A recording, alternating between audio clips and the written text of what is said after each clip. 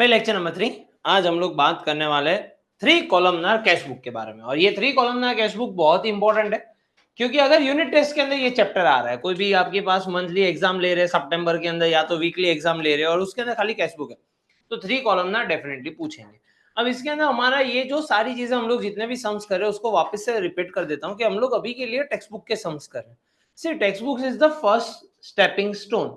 अगर textbook आती है तो फिर उसके बाद हम लोग थोड़े और डिफिकल्ट सम कर सकते हैं, अगर वो आते तो उसके बाद और डिफिकल्ट सम कर सकते हैं।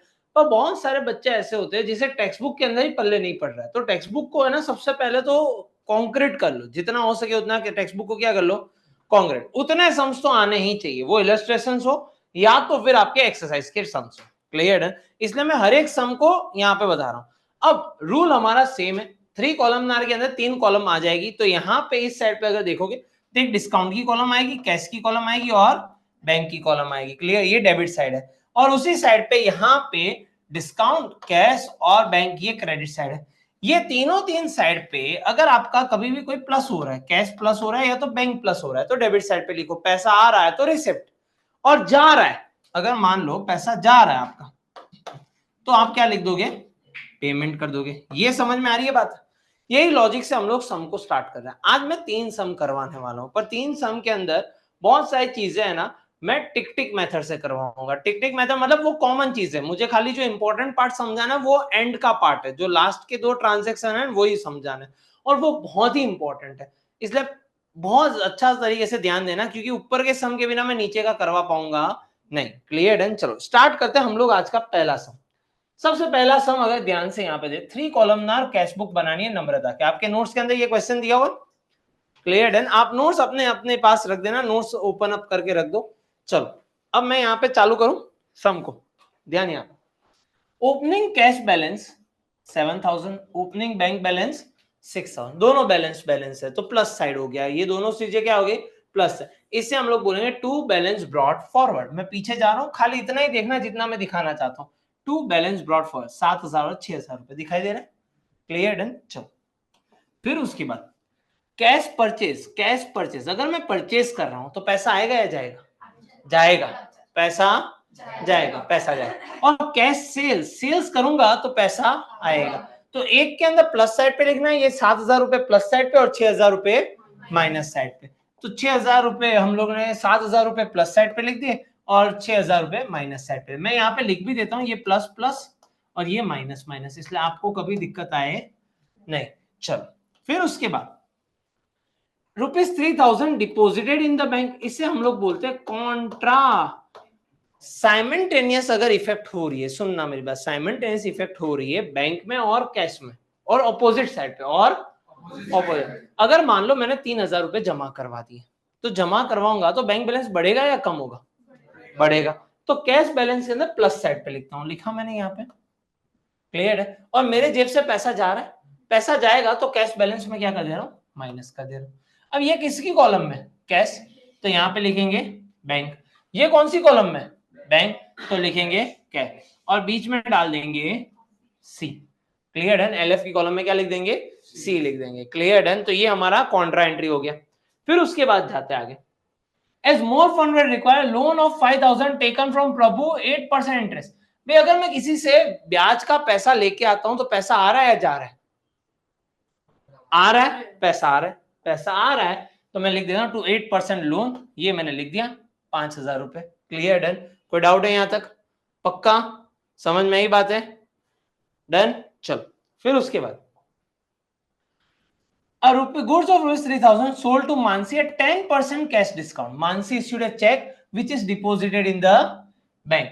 3000 के गुड्स थे, उस पे 10% डिस्काउंट, 10% कैश डिस्काउंट, 300 रुपए होते हैं, तो हमें मिले होंगे 27। उसने चेक कितने का दिया होगा, 2700 का। उसने चेक कितने का दिया होगा, और 300 रुपए हमारे जो है वो डिस्काउंट कॉलम में जाएंगे, क्योंकि मैंने माल बेचा था तो वो चेक देगी और मैं चेक बैंक में डालूंगा, जिससे मेरा बैलेंस बढ़ेगा। बैलेंस क्या होगा, बढ़ेगा।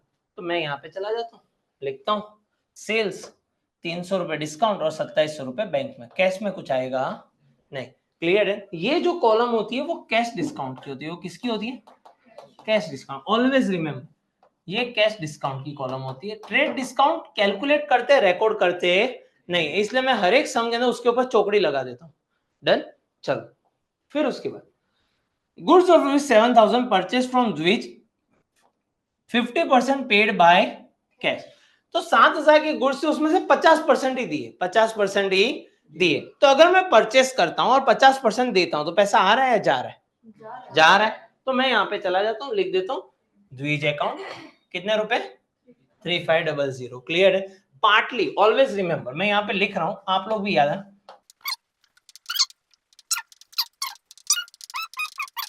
अगर पार्टली कैश ट्रांजैक्शन है तो पार्टी का नाम आएगा, फुल कैश ट्रांजैक्शन है तो परचेज या सेल आएगा। जैसे यहाँ पे हमने मानसी को बेचा हुआ था तो हमने सेल्स लिखा क्योंकि पूरा का पूरा पैसा खत्म हो गया था।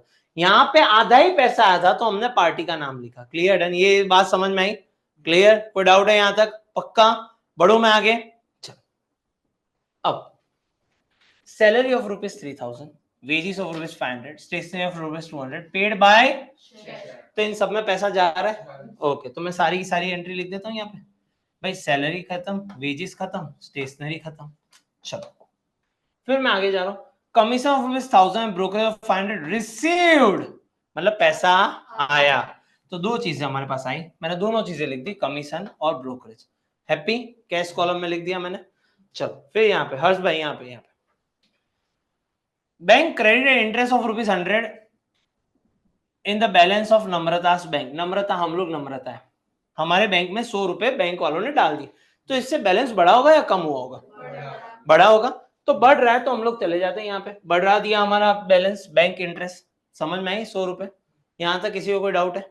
चलो फिर उसके बाद ₹2,000 withdrawn from bank for the payment of electricity bill. ये हमने वापस से किया हुआ था, अगर याद आया तो हमने कुछ लेक्चर पहले ऐसा किया हुआ था जहां पे ₹1,000 हमने विड्रॉ किए थे फॉर द टेलीफोन बिल, जब मैंने पहली बार कॉन्ट्रा एंट्री समझाया था तब, शायद से लेक्चर नंबर 2 की कहानी, उस टाइम पे मैंने करवाया था। अब देखो यहाँ पे होता क्या, मुझे मेरे विनोद ने ऐसा बोला कि सर इलेक्ट्रिसिटी का बिल आने वाला है, आप पैसा लेके आओ।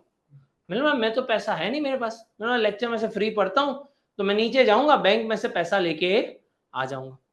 अब विनोद भाई जो है, विनोद भाई ने मुझे बोला, मैं लेक्चर के अंदर बीच में से गया और बैंक में से पैसा उठा दिया और मैंने आके विनोद भाई को बोला मैं ड्रॉर में पैसा रख दे रहा हूँ। मैंने कितने रुपए विड्रॉ किए? 2,000 रुपए विड्रॉ किए for the payment of electricity bill. But क्या मैंने अभी तक पेमेंट किया? नहीं किया। तो 2,000 रुपए विड्रॉ कर दिए, तो ये कॉन्ट्रा एंट्री होगी। कैश में, सॉरी, बैंक बैलेंस मेरा कम होगा, ये रहा, और कैश बैलेंस मेरा 2,000 से बढ़ेगा। क्योंकि ये कैश कॉलम में है तो यहाँ पे बैंक लिखेंगे और यहाँ पे कॉन्ट्रा लिख देंगे, क्योंकि ये बैंक कॉलम में है तो यहाँ पे हम लोग कैश लिख देंगे। समझ में आई बात? क्लियर है? इजी? यहाँ तक क्लियर है? चलो फिर उसके बाद goods of ₹5,000 sold to Parth, he issued a check of Nese after deducting cash discount at a rate of 10%। 5,000 की गुड्स है, 10% कैश डिस्काउंट है, रहेगी बीच में से। अच्छा ये 20 वाली, ₹1,000 paid for electricity bill and remaining 1,000 taken for personal use. अब नम्रता भी लुच्ची निकली, 2,000 रुपए लेके आए, उसमें से 1,000 रुपए का बिल भर दिया, बिल भर दिया तो पैसा गोज आउट, पैसा माइनस हो गया, और दूसरे 1,000 रुपए उसने अपनी जेब में डाल दिए तो वो चले जाएंगे ड्राइंग्स अकाउंट के अंदर। चलो अब पार्थ भाई को हमने माल बेचा, 5,000 का माल था, 500 रुपए डिस्काउंट, अब 4,500 रुपए पे हो गए। तो हमारे पास उसका चेक आ, हमने चेक डिपॉजिट कर, जिससे बैलेंस बढ़ेगा। तो मैंने लिख दिया टू सेल्स अकाउंट, 500 रुपए डिस्काउंट, 4,500 रुपए यहाँ पे। यहाँ तक किसी को कोई डाउट है? पक्का समझ में आ रही है बात? डन। ओके, अब हुआ 25 तारीख को पता चला पार्थ भाई तो हमारे जुगाड़ू निकले, उन्होंने क्या कर दिया, चेक जो था वो बाउंस कर दिया। चेक क्या कर दिया? बाउंस कर, मतलब उसके बैंक में पैसा था नहीं, हमको चेक दे दिया, माल सामान लेके फरार हो गए। अब जब हमने बैंक में पैसा डाला तो बैंक ने बोला भाई आप क्या हवा में उड़ रहे हो, आपने बैलेंस प्लस कर दिया है, वो बैलेंस बढ़ा नहीं है, तो हमें क्या करना पड़ेगा? माइनस करना पड़ेगा। अब मैं देखता हूँ मैंने पार्थ भाई में कितना प्लस किया था, ये सेल्स कितना किया था, तो मुझे वो 4500 यहाँ पे वापस से पार्थ लिख के माइनस साइड पे लिखना पड़ेगा। क्लियर है? समझ में ही बात है। पर अब मैं पार्थ को याद करूंगा, अब मैं क्या करूंगा? पार्थ को याद करूंगा। अब आप बोले सर वो 500 रुपए का क्या करेंगे? 500 रुपए का जो है ना चैप्टर नंबर 8 जनरल प्रॉपर वाला एक आपका चैप्टर, उसके अंदर एक एंट्री करेंगे जो मैंने यहाँ पे की हुई, Parth account debited to discount given account, ऐसी एंट्री करेंगे। ये खाली just for information, just for information. Clear, done. अगर स्कूल टीचर बोले तो लिखने में काम आ जाए। यहां तक किसी को कोई डाउट है? पक्का समझ में ही बात है? Happy, done. बढ़ू आगे। अब cheque of rupees 6050 issued to Bansi, issued मतलब हमने उसे दिया, मतलब माइनस हो जाएगा बैलेंस, अगेंस्ट ऑल डेब्ट ऑफ 6100, हमें देने उसको कितने थे 6100, हमने चेक कितने का दिया 6050 का, तो इससे हमारे बैंक बैलेंस बढ़ेगा या कम होगा? कम होगा, तो बैंक बैलेंस कम होगा, बंसी का लिख दिया हमने, टिक टक, डन। चलो अब उसके बाद गोपी has paid rupees 2000 by cash in the full settlement of debt 204, गोपी आई हमारे वहां पे, कितना बिल हो रहा है, हमने बोला 2040 रुपए, उसने बोला 2000 पकड़ो, तो हमने बोला ठीक है भाई 2000 दे दो, तो हमारे पास 2000 रुपए आ गए, कैश बढ़ा और 40 रुपए डिस्काउंट हो गया। यहां तक किसी को कोई डाउट है? ओके। अब 31 ये आईएमपी है जिसके लिए पूरा सम करना पड़ा, खाली मुझे समझाना तो यही है। अब बहुत सारे बच्चे जो है ना डाउट लेके आते हैं मेरे पास, सर छेल्लू ट्रांजेक्शन समझाओ, अમને ખબર ના પડે, पर છેલ્લું ક્યારે હું સમજાઈ શકું જ્યારે ઉપર का सब कुछ किया। आप ऊपर का ब्लैंक रख के आ जाओ, छेल्लू समझाओ, पर छेल्लू करवा माटे મને બધી જ વસ્તુ જોશે। अब ध्यान यहाँ पे रखना क्या हो रहा है, सुनना मेरी बात ध्यान से भाई। After keeping cash on hand ₹5000, remaining amount deposit in the bank, इसका मतलब समझा दो मुझे क्या हो रहा है। ओके, टोटल माथी 5000 के बैलेंस माथी 5000, बैलेंस माथी 5000, मतलब पूरे साल पूरे महीने जो हमने धंधा किया उसमें जो पैसा बचा होगा, जो पैसा उस पैसों के अंदर से 5000 रुपए हमने रखे, बाकी का जमा कर दिया। तो पहले तो ये ढूंढना पड़ेगा कितना बचा है। इसको करने के लिए हम लोग क्या करेंगे, ध्यान दो मेरी बात सुनना।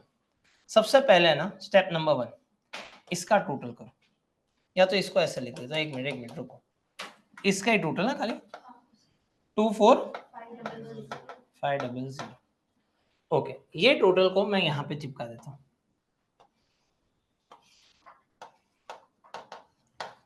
डन, स्टेप नंबर 2 समझ में आया?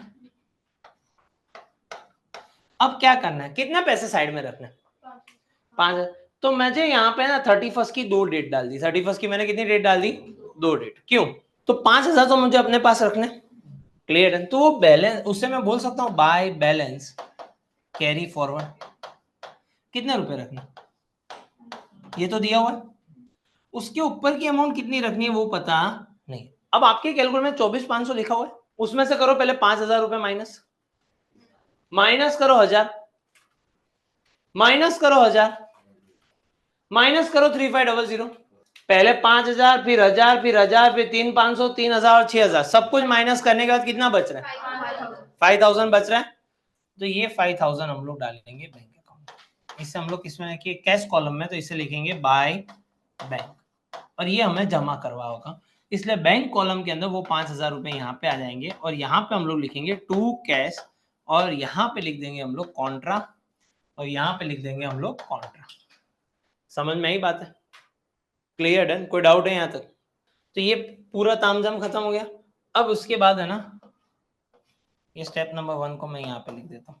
अब इसका टोटल करो तो 840, इसका टोटल करो तो 50। अब इन दोनों का साइड में कंपेयर कर लो, किसका साइड का ज्यादा आ रहा है। मुझे इस साइड का ज्यादा लग रहा है क्योंकि ये साइड ही ज्यादा है। कितना है 16, हाँ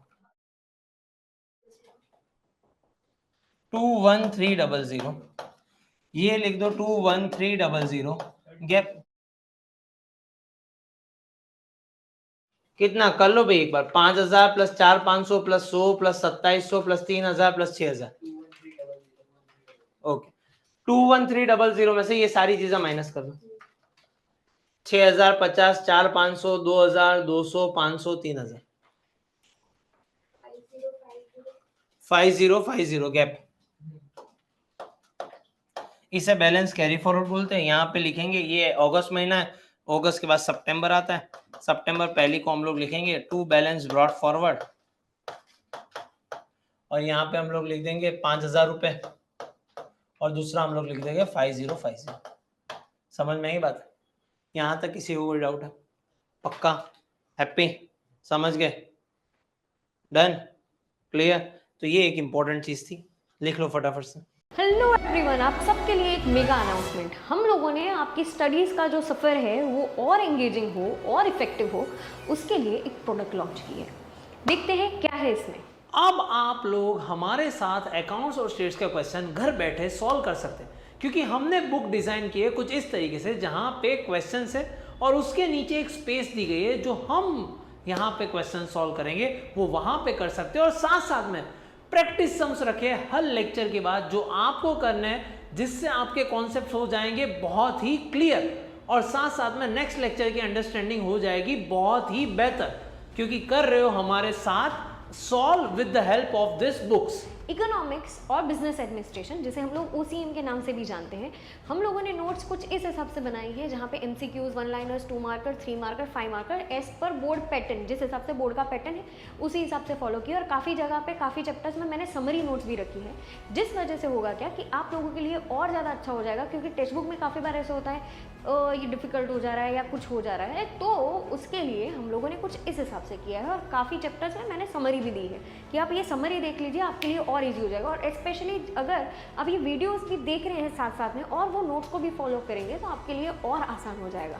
तो बच्चों, अगर आपको ये नोट्स परचेस करनी है so you don't have to worry, link मैंने ऑलरेडी डिस्क्रिप्शन में दे दी है। आपको यहाँ पे स्क्रीन पे भी दिखती होगी कि भाई आप लोगों को अगर ये नोट्स, हमारी जो अकाउंट स्टडी को भी मेन 4 सब्जेक्ट्स की जो नोट्स है वो अगर आपको चाहिए तो it would cost only ₹4100। Don't worry, delivery charges है वो हम लोग बेयर करेंगे आपके लिए, तो इतना तो हम लोग कर ही सकते हैं, ठीक है। तो यहाँ पे जितनी भी सारी चीज़ें हैं, ये हमारे मेन 4 सब्जेक्ट्स की नोट्स, वो आप लोगों को सिर्फ 4100 में मिलने वाली है। यूट्यूब पे आप हमारी नोट्स के साथ भी आप लोग पढ़ सकते हो, तो यहाँ पे आपकी पढ़ाई होगी और भी आसान with the help of UKIC online. Wish you all the very best. और अगर कुछ भी डाउट हो कमेंट सेक्शन में आप कमेंट कर सकते हो। तो बस हमारे YouTube वीडियोस के साथ, ये बुक्स के साथ आपकी प्रैक्टिस हो जाएगी एक लेवल ऊपर, और वही चीज़ चाहिए हम लोगों को जहाँ पे मार्क्स अच्छी तरीके से स्कोर कर पाए। तो हैप्पी लर्निंग, मिलते हैं हम लोग बाद में। Bye bye, see you, tata, आओ। सेकंड सम वापस से 3 कॉलमनार है हम लोग को है। ओपनिंग कैश बैलेंस है 3500 और बैंक ओवरड्राफ्ट दिया। ओवरड्राफ्ट मतलब सामने की साइड। तो देखो दोनों चीजें मैंने लिख के रखी है, यहाँ पे बैलेंस और यहाँ पे ओवरड्राफ्ट। डन?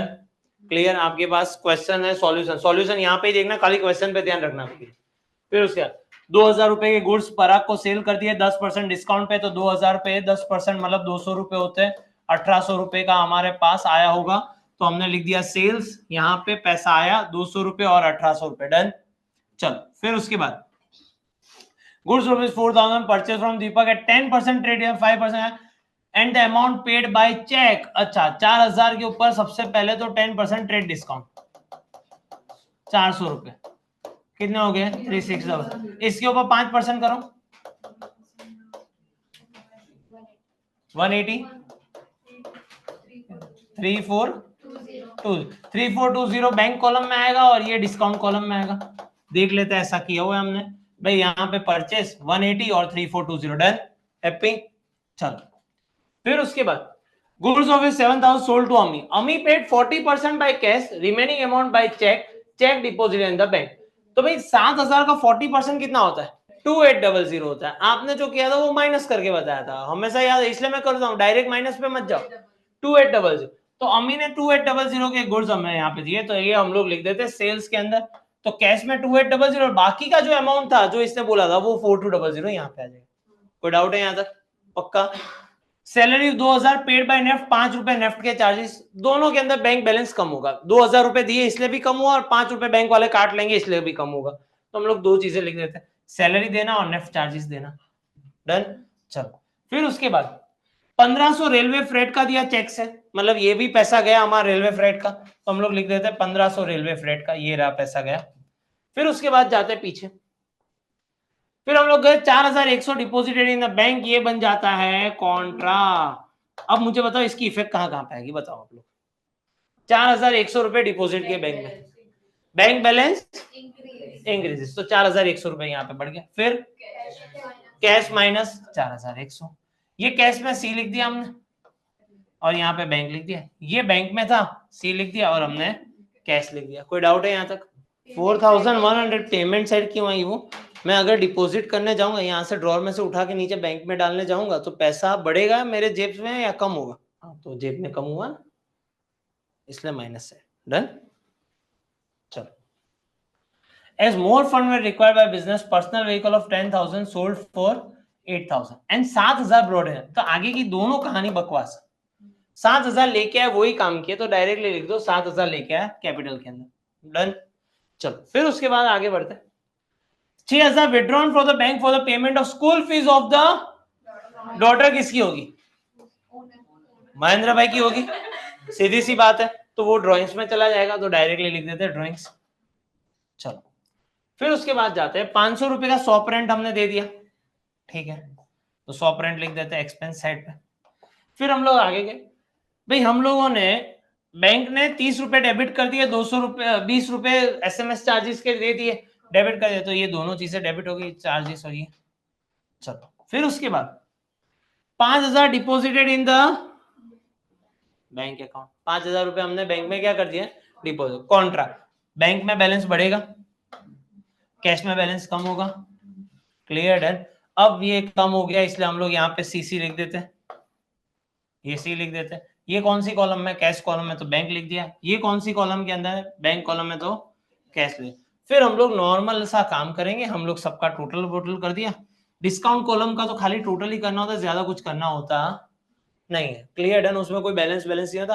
कैश में हम लोग इसका टोटल लगाया 15,100, वो यहाँ पे लिख दिया, और ये हमने गैप फाइंड किया होगा। जब मैं ऐसा राउंड करूं तो समझ लेना वो गैप होगा। वो क्या होगा? गैप। फिर हमने ये दोनों साइड को कंपेयर किया, तो ये साइड ज्यादा आ रहा है हमारा। क्लियर? डन। तो हमने इसका टोटल कर दिया, वही टोटल हमने यहाँ पे रख दिया, और फिर हमें गैप मिल गया 325, और ये दो लोगों का अमाउंट हमने यहाँ पे लिख दिया। क्लियर? डन। कोई डाउट है यहाँ तक? पक्का? सम इजी था, कर सकते हो अपने आप भी। डन। ये तो लिखा हुआ है, तो हम लोग आगे बढ़ते। थोड़ी बार एक बार सारी नजर घुमा लो, सारे सम के ट्रांजैक्शन देखते देखते। यहाँ पे आपके सामने सॉल्यूशन है, टेक्स्ट बुक के अंदर आपके पास क्वेश्चन, नोट्स के अंदर आपके पास क्वेश्चन है, या तो टेक्स्ट बुक के अंदर भी क्वेश्चन है।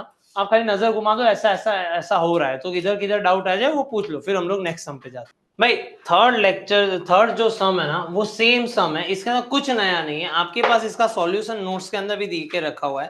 क्लियर है? आपको खाली एक चीज जो मैं टिक मार्क नहीं कर रहा, पेंसिल पकड़ लो, देखते जाओ पीछे क्या ये चीज है। अगर कोई ट्रांजैक्शन आपको लगे कि ये इस साइड आना चाहिए था, इस साइड क्यों आया, तो यहाँ पे अभी के लिए राउंड करते जाओ, मैं वो समझाता जा रहा हूँ। क्लियर है? मैं टाइम दे रहा हूँ, वो शांति से देख लो।